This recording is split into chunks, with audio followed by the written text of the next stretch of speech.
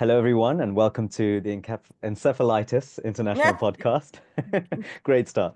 And I'm really honored to be here with Sue Ann. Thank you, Sue Ann, for your time. Really appreciate you being on this show. How's your day going? I know it's just morning, so good morning. Yeah, I just started. You must wake up pretty early then. Not typically, but I do if I need to. Yeah. Yeah, well, thank you so much. We appreciate your time. And yeah, so Sue Ann, tell us about your story with encephalitis.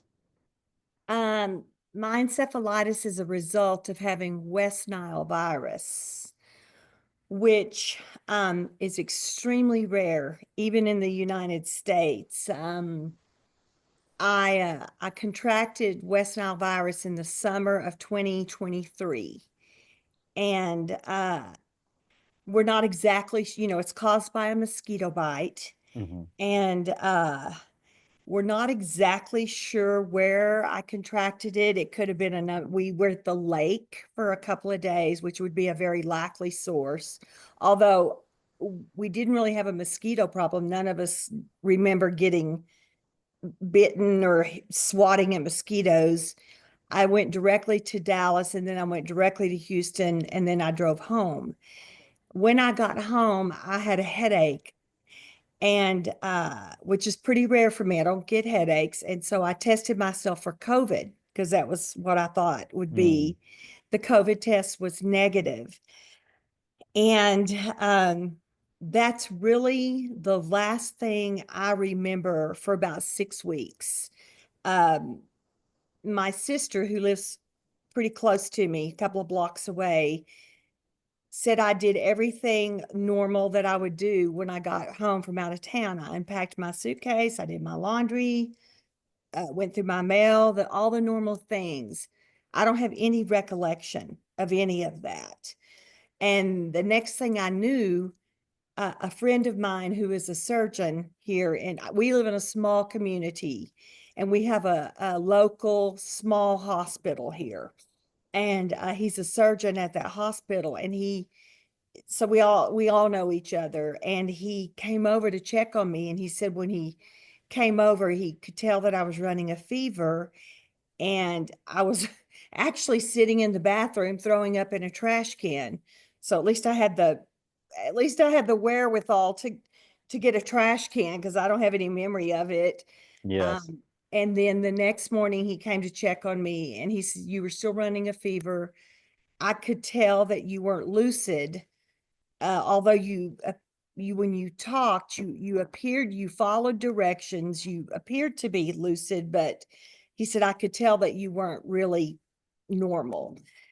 So he called my insurance to see if they could do a CAT scan. He was thinking some kind of infection, Right. and they would not let him do a CAT scan, so he just admitted me to the hospital. That way they had to let him do a CAT scan. Insurance here is challenging. I've And heard, yeah. so they did a CAT scan, nothing showed up. But while I was in the community hospital, within a couple of days, I lost the ability to walk. And when they admitted me, do remember this part. I kept seeing double. There were two of everything. There were two people of everybody. There were two clocks, two TVs. And I kept saying that. And they said I was shaking uncontrollably. Mm. So when I lost the ability to walk, it became pretty concerning. And so he called out the surgery crew, and they did a spinal tap.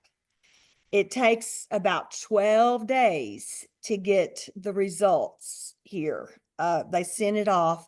The spinal fluid was clear. They were thinking meningitis, but the spinal fluid was clear, so that kind of ruled that out. So he was really happy. He was thinking, oh, she's just got anyway. So took everybody out to eat, and then the lab guy came in and told him she's got many nucleated cells in her spinal fluid. So that's concerning. So then he got unhappy. So um, they transported me by ambulance to what we call here Big Covenant. My brother, who's a physician, was also sitting with me part of the time, and he said I begin to have pseudo seizure-like activity, probably due to the sodium drop. But all that being said, the viral panel came back and it showed West Nile, which is just extremely rare. I think I'm connected with the City of Lubbock Health Department. I'm a nurse and I gave COVID vaccines during the time that we did that. And we were getting the statistics. And in 2023, which is the year I became ill, there were only about 1,500 reported cases of West Nile encephalitis in the United States. And Wow. of those, there were less than 200 encephalitis cases in the whole United States. So that being said, nobody really knew what to do with it. Most physicians had not seen it. They didn't know what to do with it. And there's really not anything to do. You just have to wait it out, treat it with fluids, do the best you do the best you can.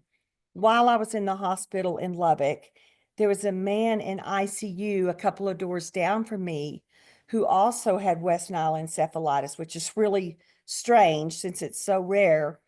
And he passed away while he was Mm. in the hospital. Anyway, I was discharged from the hospital after about 3.5 or 4 weeks. And I spent 2 weeks at a rehab facility where I kind of learned to walk again with a walker. And then I was discharged home, and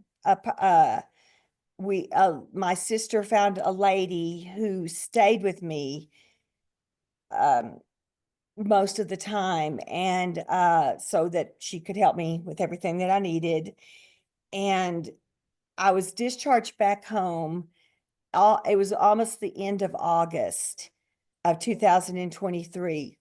And I can truthfully say I did not have a good memory of events until well after Christmas. I was walking with a walker until probably Thanksgiving of that. And I just don't have a clear memory of things until well after Christmas. My memory began to get better as time went by. I was able to get off the walker. I was seeing a neurologist here in the area, and he said, I think you need to go to UT Southwestern in Dallas, Texas, because we just don't know what to do with you here. We just don't know what to do. So I was referred to a neurologist, UT Southwestern in Dallas. And so that's about a 7-hour drive. So me and my sister went, and I still see her on a regular basis. Well, and this is a little bit hard to talk about, sorry, but It's I okay. went into a severe depression. Um, because I'm very independent. I have a number of grandchildren, and I felt kind of trapped, helpless. Um, I still have difficulty walking. I can walk without help or without a cane or anything, but it's difficult. I have a gait change, my legs, and I go to physical therapy on a regular basis. And I did this before this happened to me. I was a regular gym person, go to the gym regularly. So I continue to do that, but it's harder for me to walk and do things physically. I get very fatigued very quickly. But anyway, so I continue to see the neurologist in Dallas regularly. And then because I went into the depression, I was also referred to a psychiatrist who helped me to manage my medications. That situation is better. It's not perfect, but it's much better. Learning coping skills and that kind of thing. has helped. Um, but the neurologist has referred me.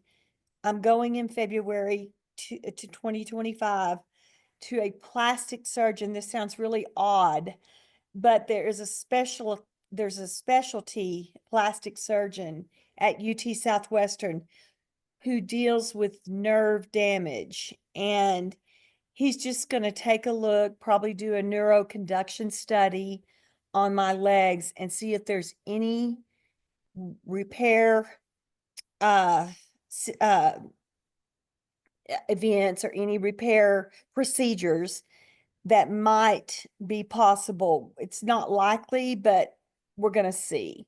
So I'm scheduled to see him in February. As far as my whole overall situation, I have a super supportive family. I'm very fortunate. I am one of 7 siblings. And so, and my sister lives right around the corner, and my other sister lives in Dallas, where the UT Southwest hospital is located. So I have a very supportive family. I have a brother that's a physician right here in Lubbock. And so that's very helpful. And psychologically, I would say I'm better. I'm not perfect. I have tried to read up on what encephalitis. The West Nile was just the trigger for the encephalitis. The encephalitis was the same as if I got it for any other reason. Mm. So anyway, but I tried to read up on it quite a bit, and 3 things that are very much associated from what I could read and learn from encephalitis are gait issues, walking, um, uh, a tendency to depression, and then a memory, a memory, a memory challenge. And I do find that I do have some memory challenges. I used to be very articulate. I am a kidney donor. I'm very fortunate 12 years ago to have had the opportunity to donate a kidney. And I did some public speaking about organ donation. I don't know if I would be comfortable doing that now because it's harder for me to pull words out. I have to think about it before I can pull the words out. I do drive. My right foot has had developed a drop foot. I've kind of trained my brain to use my whole leg instead of trying to just use my foot for manipulation. And so I'm able to drive. Um, my vision was somewhat impacted by the encephalitis. I have more of a feeling where my peripheral vision is a little bit foggy, blurry. Anyway, my vision is a little bit altered. And so that's kind of affected me. But I mean, I'm much, much better than I was a year ago at this time. But it is a daily battle. So that's kind of where we are. And it's just incredible that out of, over 300 million people in a country, I would be one of 1,500 to get bitten by the wrong mosquito. So anyway, that's kind of my story. Um, Thank you so much, Suan. That yep. was, yeah. I do have one question. What were some of the coping mechanisms that you said you were kind of taught? Well, a lot of I would a lot of my coping mechanisms would be to try to go ahead and do things even when I didn't feel like it and I didn't want to. Like going to the gym or, getting together with friends. It would be easier sometimes just to say, I don't feel like doing it and I don't want to and I'm not going to. But I learned that that wasn't really, that would be counterproductive because it sent me and spiraled me down further into a feeling of uselessness, so to speak. So that was a biggie for me, was trying to continue to do the things. And I would force myself to, like in the summer, I would force myself to get out and mow my lawn. And that was a real big challenge. But I tried to stay into some things that I would normally do rather than just, go to bed or sit on the couch and watch TV. That was one of the biggest ones, was, my my tenacity to try to continue to do what I normally do. Yeah, it really is. It's the small things, isn't it? You just set yourself a task of just doing one thing, Yeah. doesn't have to be And big. right. Yeah, just kind of one thing at a time. Um, I would not say I kind of, some of it was forced, but I did it. And it was one small thing at a time, go have coffee with friends, or make myself go to my place of worship, or, Mhm. do get outside, to that kind of thing. So Amazing. Um, how did you first get in touch with Encephalitis International?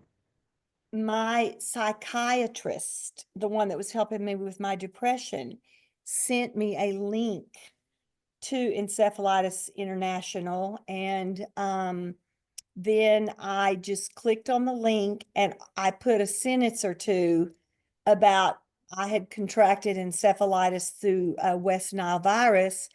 And I can't remember now who responded back, but she responded back to me and said, would you mind having a Zoom meeting with me to tell me? So I did.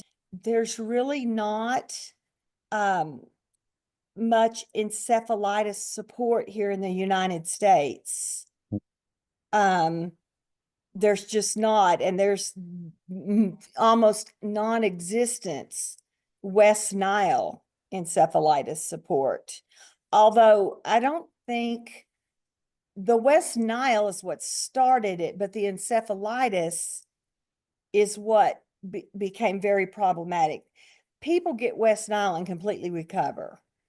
But because mine was the neuroinvasive encephalitis type, which is extremely rare, that makes the West Nile kind of becomes secondary. It's the encephalitis that became prevalent. That's why she felt like it would be helpful for me to be in contact with an organization. Right. And yeah, you're completely right. West Nile, it was sort of the trigger, and there can be many Yes, different types of triggers for encephalitis, like yes, autoimmune, for example. yes. Um, right. I think it's been 20 minutes actually since we t talked, Suan. Just want to say Yeah. thank you so much. Do you have any kind of advice you would give to someone who might be going through a similar kind of process right now? Well, I think for me, it was important to have a support group. And for me, not everybody has this, but you can find friends or well, either friends or family. For me, it was mostly family, some friends, but you need people to surround you, Yeah. because and the unfortunate thing about encephalitis is, even if you make somewhat of a recovery, people can't look at you and say, oh my gosh, there's something wrong with her. They can't say she's in a cast, or she's in a brace, or she's on a cane, something.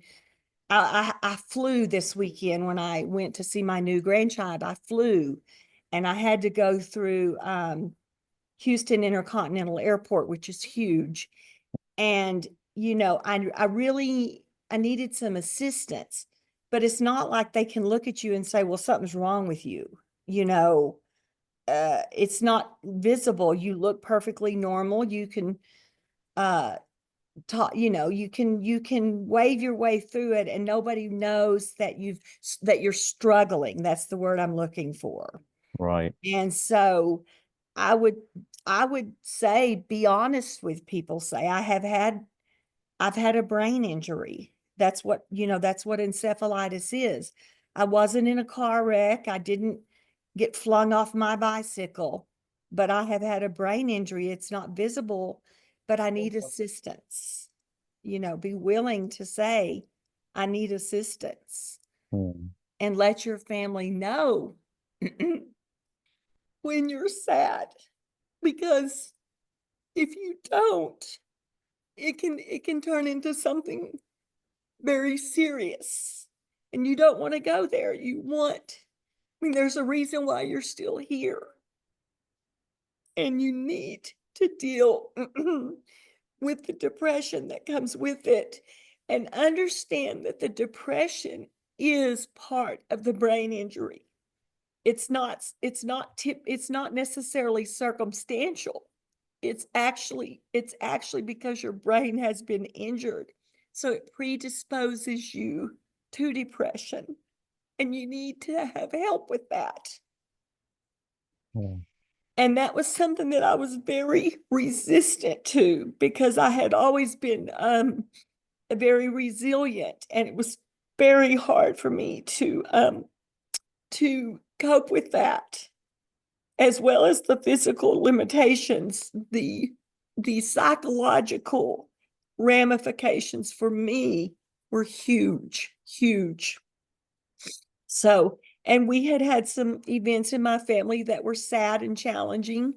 And so that compounded, anything that's difficult to deal with on a normal circumstance becomes twice as hard to deal with when you've had a brain injury and you are struggling. And just you need to reach out to whoever that is, whether it's your family, your friends, your clergy, whoever you reach out to, and be honest with them. That's the hardest part. Yeah. Be honest with them and be honest with yourself. Yeah. Yeah, that's the first thing. Mm. Of course. Yeah. And so, and know that you can still participate in life, and you can still do things that you used to do. You've got to work harder at it, and it takes more work, but you've got to the little tiny things first, and then move on to something else. My next goal is to get on I used to ride my bicycle all the time. So my next goal is to get on my bicycle and ride. So we'll see how that goes, but I'm going to try. Amazing. Yeah. Well, Suan, I hope you get to ride the bicycle. Please let me Yeah. know if you do. And I mean, even the fact that you're driving, actually, I mean, that's an incredible uh, change as well, you know. Yeah, yeah, So the driving and it was kind of scary at first, but I've gotten more comfortable. yeah, amazing. Well, Suan, thank you so much for your time. It was an honor to hear your story. Thank Um, you for having me. yeah, and to everyone listening, this has been the Encephalitis International Podcast. Thank you so much for listening, and we value your feedback as well. And stay tuned for the next one. See you. Thank you so much.